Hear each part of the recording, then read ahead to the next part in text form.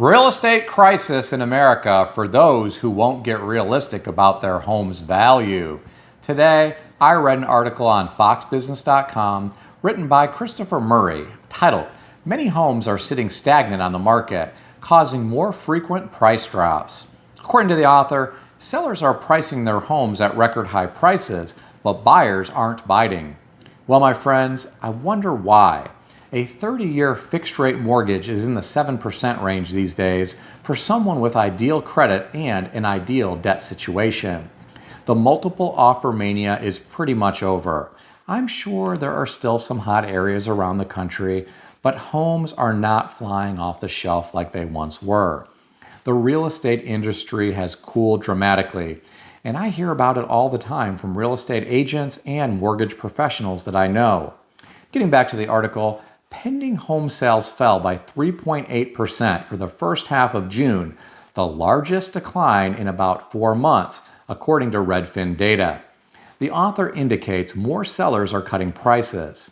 Well, I've seen some sellers cutting prices, but their price cuts don't impress me. When you have a home that someone bought 4 years ago for approximately $800,000, and now they are trying to sell it for approximately $1.5 million, and they have done nothing to it, and they drop the price by only $5,000, that doesn't do anything to motivate me to want to buy it. Some sellers are living in fantasy land, and their agents don't have the guts to tell them the hard reality. There are agents who are desperate for listings, and some of them are hoping an out-of-town buyer unfamiliar with the market will buy their overpriced listing. Well, some can keep on hoping. Eventually, the sellers will get frustrated, and when the listing contract expires, they will hire a new real estate agent because they think it's the real estate agent's fault for not getting the home sold. In a way, it is the real estate agent's fault because they should have had a hard conversation with the sellers and showed them comps in the area so they could price the property appropriately. I talked to a friend of mine yesterday. He said there was a home in his neighborhood that just had a price increase. He asked me if that was common. I told him I've seen it numerous times. From what my friend described, the seller overbuilt the house, and the seller thinks it's worth far more than what it really is. My friend said it has been sitting on the market for quite some time, and now they decided to raise the price. In my opinion, it is completely illogical. This is just a regular neighborhood. Right down the street, you could buy a home on the golf course for the same money that this person is asking for his overbuilt house on a postage stamp lot. People can ask whatever they want for their homes, but that doesn't mean they're going to get it.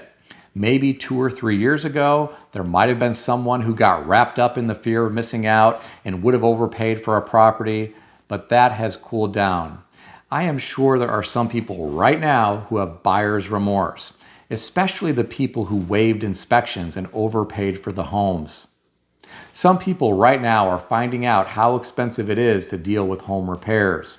Just about every contractor out there will be happy to tell you how something wasn't built right and how they are going to do a much better job for what they claim to be a fair price.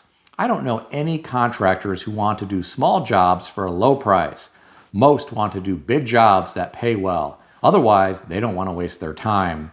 Some homeowners are going to get sticker shock when they need to fix repairs that could have been fixed by the sellers had they not waived inspections. If I were a seller right now and I really needed to sell because of health problems or maybe because I had to relocate for work, I would get realistic with my price and actually look at comps in the area. I'd get out of fantasy land. The reason I do this is because no one knows what the future holds for the real estate market. It's possible prices could continue to climb in the short term, but it's also possible our economy could slow or the stock market could correct, and as a result, real estate demand could cool significantly.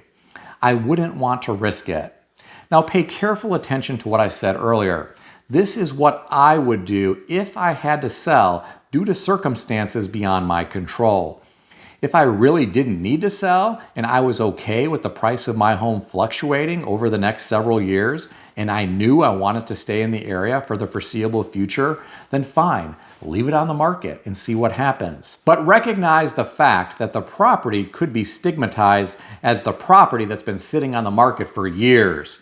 Some people may start to think there is something wrong with it, and others might start calling you the crazy person trying to sell his house for way more than it's worth. But what do I know? I've only bought and sold countless properties in my life and helped clients buy and sell countless properties. I'm curious, what do you think of the current real estate market? Share your thoughts in the comments section below. I read another interesting article today. This one was on Yahoo Finance, put out by Business Insider, and written by Philip DeMott, titled, "Why a Majority of Americans Think the Economy is Already in a Recession." The author of this article referenced an Affirm survey which revealed that 3 in 5 Americans think the U.S. is currently in a recession. The respondents indicated that the downturn has lasted 15 months so far. On average, March 2023 was cited as the starting point, but according to the traditional definition, no recession has materialized. Well, my friends, how can this be? I hear all the time in the mainstream media that our economy is booming. I can understand why Americans feel the way that they do. There is a big disconnect between Wall Street and Main Street. Many everyday Americans are struggling financially. Their wages have not kept pace with inflation in many cases. Some have seen their hours slow at work. Many don't know what to do. They don't know how they are going to pay the rent next month.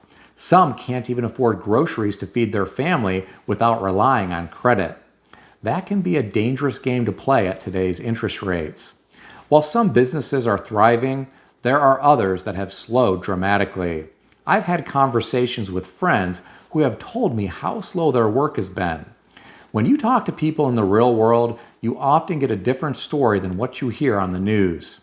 I read some of the comments beneath this article. I'll share some of them with you. One commenter said, "Business Insider is conveniently forgetting it has been a bifurcated recovery.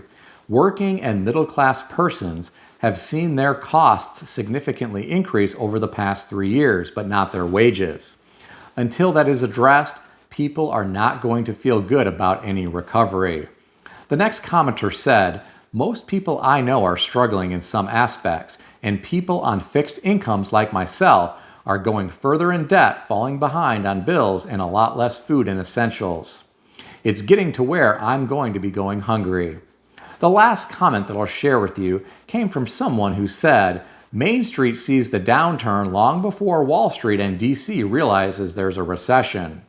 I'm curious, what do you think? Share your thoughts in the comment section below. Please keep in mind that everything in this video is for entertainment purposes only, and nothing in this video is financial advice or advice of any kind. If you need advice, seek advice from a qualified professional in good standing who puts your interests first and foremost. If you enjoyed this video, consider subscribing to the channel. Please also consider sharing this video with your friends. I want to extend a special thanks to everyone who has subscribed to this channel.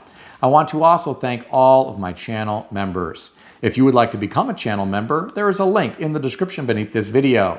You can read more about the different membership levels. Please also check out some of the great books that I suggest you consider reading in the description below. I've included Amazon affiliate links to these books. As an Amazon associate, I earn from qualifying purchases. Stay healthy and wealthy. I'll see everyone in the next video.